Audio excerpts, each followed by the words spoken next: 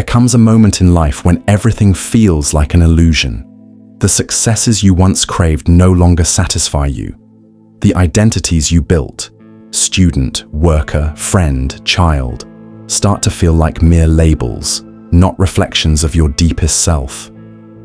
It's in this moment of quiet disillusionment that an ancient voice speaks across time, offering not mere advice, but a roadmap to discovering the truth of who you are.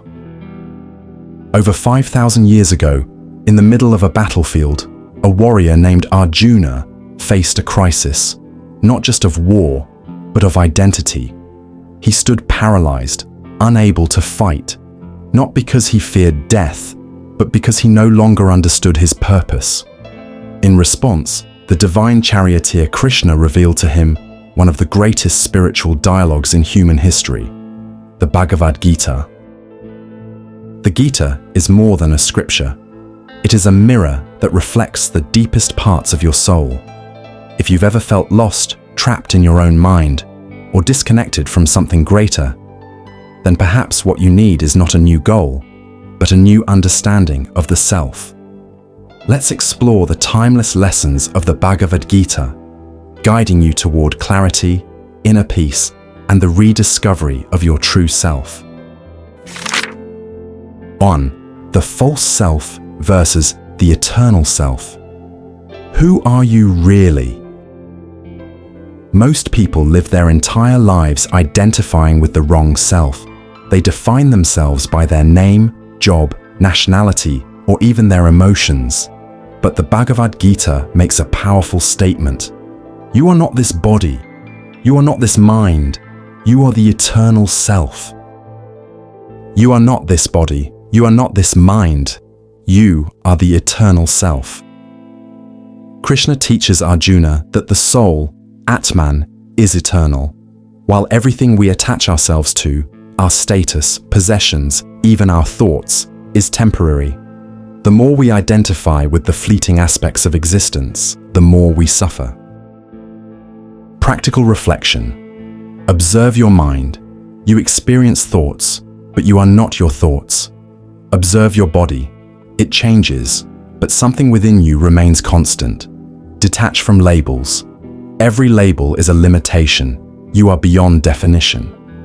To find your true self, you must let go of the illusion that you are only what the world tells you to be.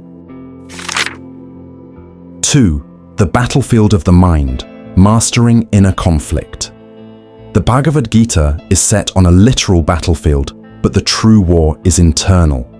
The real fight is between your higher self and your lower self, between wisdom and illusion, courage and fear, truth and conditioning. Krishna tells Arjuna, your worst enemy is your uncontrolled mind.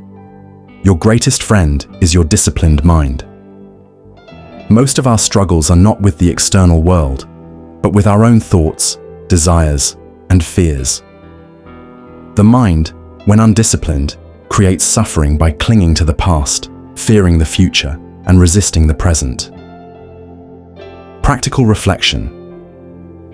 Train the mind through meditation and reflection. A chaotic mind cannot see truth. Detach from unnecessary fears. Most fears are illusions created by the ego. Act from wisdom, not impulse. The more you react emotionally, the less clarity you have. Mastering the mind is not about suppressing thoughts, but about observing them without attachment. 3. Dharma. Your true purpose is already within you.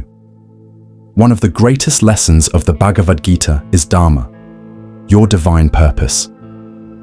Krishna tells Arjuna that everyone has a unique role in the grand design of existence. The problem?